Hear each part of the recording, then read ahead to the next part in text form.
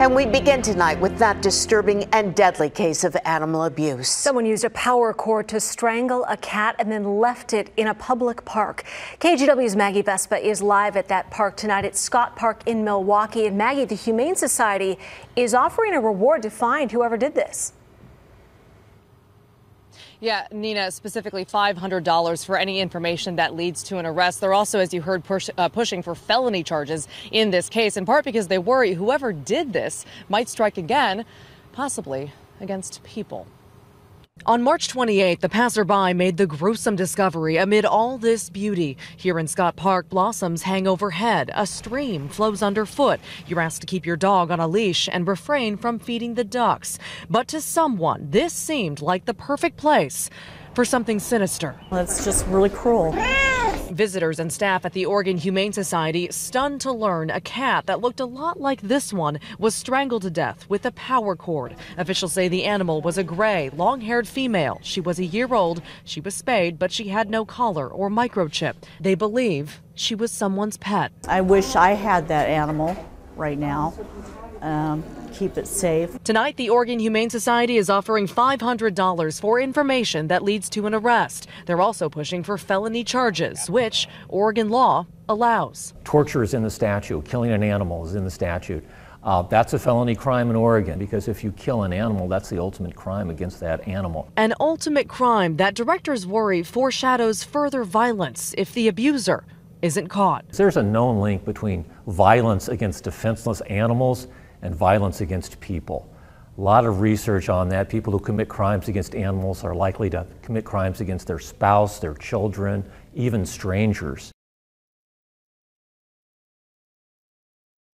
Yeah, they really want to catch whoever did this. So the Oregon Humane Society in this case is working with Milwaukee PD on this. Once again, a $500 reward is up for any information that cracks this case. If you know anything, please call the Humane Society tip line. We'll have that number on our website, kgw.com.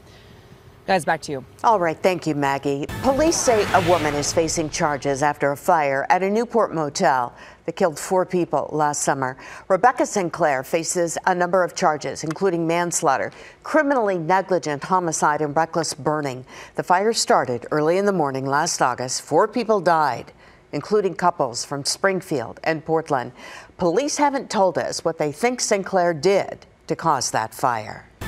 The mother of Kyron Horman is calling on prosecutors to charge Terry Horman for a decades-old murder-for-hire plot. The allegations came to light after a KGW News investigation.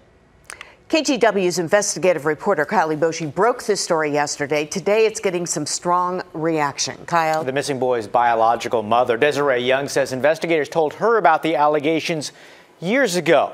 And she's waited patiently for prosecutors to make a move, but they haven't. She feels Terry Horman needs to be held accountable. The mother of Kyron Horman wants to see police and prosecutors in Roseburg go after Terry Horman for a crime that allegedly occurred nearly 3 decades ago. I want the DA's office to do something. I want them to hold her accountable. I want people to understand what she's capable of. Reached by phone, Desiree Young shared her reaction to a KGW investigation into an alleged murder-for-hire plot involving Terry Horman. Horman has long been the focus of investigators, but never charged for the disappearance of her stepson. Kyron Horman was last seen on June 4th, 2010. He's never been found. It's unfortunate that this person that did this to our family is out there, free to do whatever she wants to do and to hurt whoever she wants to hurt. The latest revelations focus on the summer of 1990. Horman's then-boyfriend said a man came after him with a gun at a park in Roseburg. Terry said, "He's here for you," recalled Sean Ray. The Oregon man said no shots were fired and he didn't report the incident to police. In 2011, police unexpectedly contacted Ray asking about Terry Horman. Multnomah County investigators were looking into her missing stepson. Ray said that investigators informed him that a prison inmate had confessed to taking part in a murder-for-hire plot decades ago in Roseburg. Police in Roseburg confirm there's renewed interest in the case, and detectives will present evidence to prosecutors in the near future, and the case remains open. The one question we still can't answer, why are police in Roseburg suddenly taking an interest in this case when they've known about it since 2011? Police have not responded to our calls or emails, and Kyron's mother, Desiree Young, wasn't able to answer that question either. Back to you. Kyle, thank you. Well, we need to start being honest about gun violence. That is what health experts and victims' families are saying. Every day, someone in Oregon is killed in some type of shooting. And this weekend, a gun violence forum hopes to show people we're all involved in what leads up to it. This is senseless violence. This is my baby. That was Kimberly Dixon in 2013 after her son Andreas was killed in a gang shooting. There isn't a day that goes by that I don't think of Andreas. Now, this mother speaks to victims' families and shows troubled teens the consequences of their actions. Life is valuable. Your life is valuable. And I think that there's a disconnect between that understanding. Sometimes I've likened it to a video game.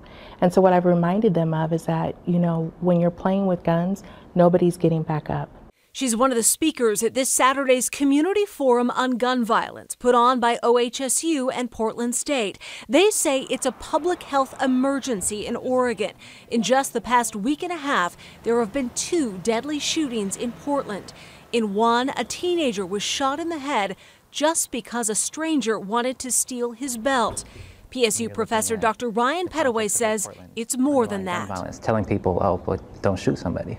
Don't shoot yourself. Don't be violent towards another person, without looking at the context and the conditions that might have affected this person. He points to our housing crisis and decades of gentrification. It can breed depression, anger, and social pressure. If you don't know how to cope, guns are an easy way out. The most likely victims of these types of interpersonal violence are going to be people that grow up in neighborhoods with socioeconomic conditions that are unfavorable for healthy development, political conditions where they have no political voice or representation. Right? As Kimberly Dixon keeps her son's memory close, she wants to share what she's learned with others. Hurting people hurt people. So how do we look at that hurt? How do we address mental wellness? How do we remove stigmas to say, there's real depression going on, even in this very green place of Oregon? That gun violence forum is this Saturday from 10 to 3. It is free to everyone and lunch is provided. It's at the Highland Christian Center on Northeast Gleason in Portland. And we've put the registration link at kgw.com. New at 6 tonight, former Oregon Ducks football star Colt Lyerla will spend 6 months in jail after his latest arrest. The 24-year-old pleaded guilty to forgery. He admitted to using fake $50 bills at a convenience store in Delhi. A heroin possession charge was dropped. Lyerla has been arrested several times for drug-related charges, but has avoided jail time until now. After a big scare last week, this building on 5th Avenue is back open. Last week, everybody had to evacuate after a great big crack had firefighters worried it would collapse. But turns out the damage was just to the facade. They've been fixing it up since then. Engineers say it's safe and the offices and businesses there are back open. A Westland home probably would have burned down if a mailman hadn't been in the right place at the right time. Jared Hess was delivering mail to this home on Coeur d'Alene Drive. Well, he got to the door and heard the smoke alarms going off and a dog barking. Hess looked through a window and saw lots of smoke, so he tried to make sure no one was inside. I needed to get a hold of someone if they were in there, because maybe they were upstairs taking a shower or something. I don't know, honestly, but I needed to get a hold of someone to stop the smoke or what was causing it. So I was knocking on the door, banging on the door, ringing the doorbell, and I didn't see anyone. Good for him. Well, he quickly called 911. Officers came and found a stove left on with a hot pan on top. Fortunately, no one was home. The family dog is okay. Westland police say if it weren't for him, the smoke could have killed that dog and caused a major house fire. You could be seeing self-driving cars on the streets of Portland by the end of the year. Mayor Ted Wheeler and City Commissioner Dan Saltzman announced an initiative this morning to bring the self-driving cars to the Rose City. The Portland Bureau of Transportation will create policies about the development of self-driving cars, as well as take proposals from companies to test the cars here.